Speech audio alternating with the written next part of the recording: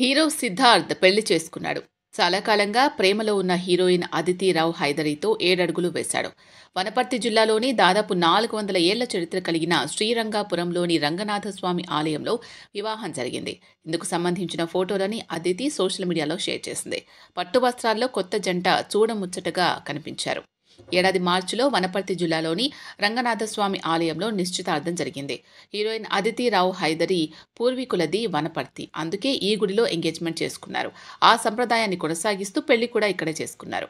అయితే ఈ శుభకార్యం ఆదివారం జరిగిందా, సోమవారం ఉదయం జరిగిందా అనేది ఇంకా తెలియాల్సి ఉంది. మహాసముద్రం సినిమా షూటింగ్ టైంలో సిద్ధార్థ్ అదితికి పరిచయం ఏర్పడింది. అలా కొన్నాళ్లకు ప్రేమలో పడ్డారు. అయితే ఇద్దరికీ ఇది రెండో పెళ్లి కావడం విశేషం.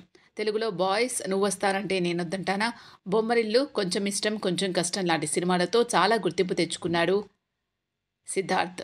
అదితి కూడా సమ్మోహనం లాంటి సినిమాలతో ఎంతగానో ఆకట్టుకుంది.